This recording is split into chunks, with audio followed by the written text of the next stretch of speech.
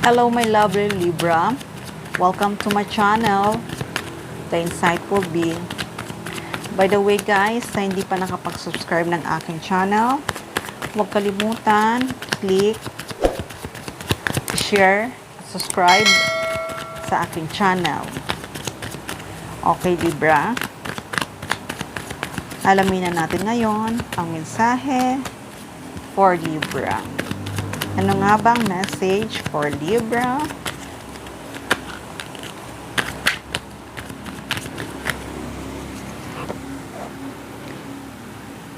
Strength,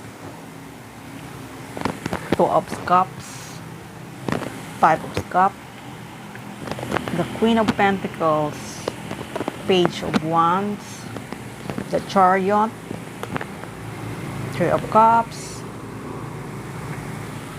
the Judgment. Wait lang, ayusin lang natin.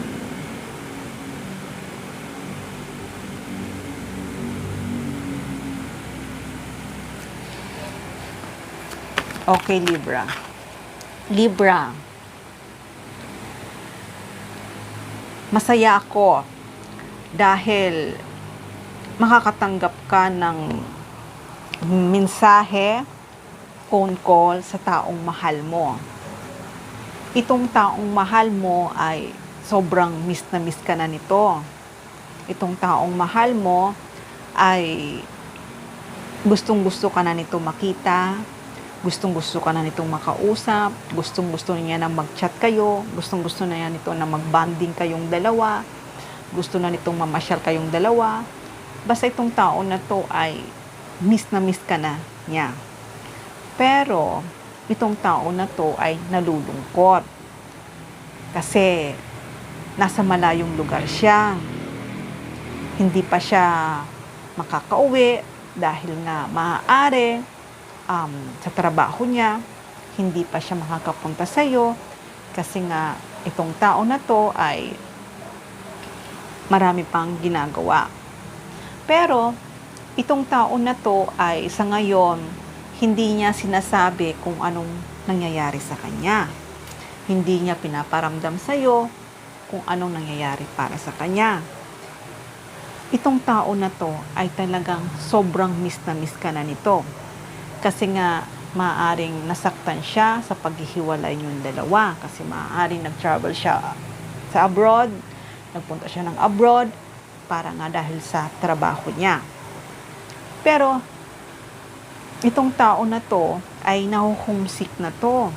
Kasi iniisip niya na baka mamaya kung ano nang ginagawa mo ay bago ka nang kakilala, o baka mamaya palitan mo siya, o baka mamaya maraming iniisip itong tao na to na sana kahit na nagkalayo kayong dalawa, sana hindi ka pa rin maghanap ng iba.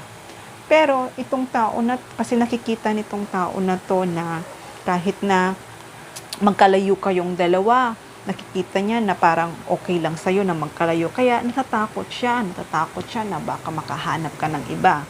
Pero ang hindi mo lang alam, Libra, itong tao na to ay kaya siya ng ibang bansa, kaya nag-work siya ng ibang bansa, dahil itong tao na to may magandang plano ito para sa'yo.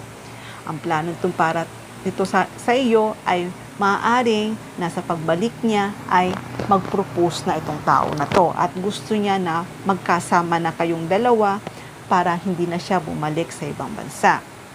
Kaya Libra, itong tao na to kung hindi man to nakikipag-communicate sa iyo, huwag kang mag-alala kasi maaaring may inaayos muna siya. Hindi niya sinasabi sa iyo pero itong tao na to ay miss na miss ka na niya, miss na miss na kanya umaga, tanghaling, gabi. Sobrang miss na miss ka na nito. Pinipigilan niya lang. Pero huwag kang mag-alala dahil kapag naging okay na ang lahat, ang ibig sabihin ko okay na, pag naayos na, maaring okay na yung ginagawa na niya, itong tao na to ay talagang bibiglain ka na lang. Bibiglain na lang ikaw na tatawagan ka niya at bibiglain na lang ito magme-message para sa iyo. Kaya itong tao na to, Libra, talagang sobrang miss na miss ka na nito. Kaya maaari kasing itong tao na to ay Talagang hindi siya sanay na hindi kanya makita, hindi siya sanay na hindi kanya makausap. Kaya talaga kung makikita mo talagang umiiyak siya. Kahit sa pagtulog, umiiyak siya. Hindi niya ito sinasabi sa'yo.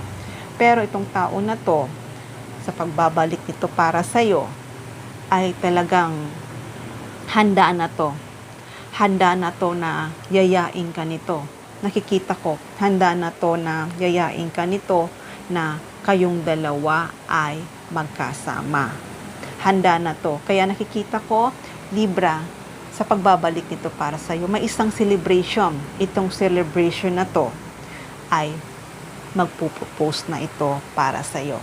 Na alam ko naman na matutuwa ka sa taong ito. At nakikita ko naman na itong tao na to ay mahal na mahal mo to. At hindi lang mahal na mahal mo. Gusto mo rin itong tao na to na nakakausap at gusto mo rin itong tao na to nakikita.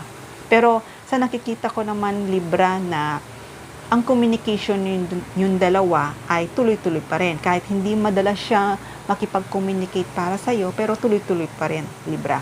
Pero asahan mo to, Libra, na itong taong na to, na namimiss ka na niya, ay tapat ito para sa'yo.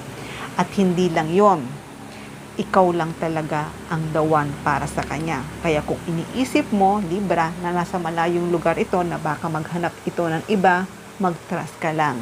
Dahil itong tao na to ay tapat ito para sa'yo at mahal na mahal ka nito. At sa pagbabalik nito, sa pagkita niyong dalawa, itong tao na to ay may isang selebrasyon na magaganap. Na itong selebrasyon na to ay maaaring mag-propose to sa'yo at magpakasal na kayong dalawa.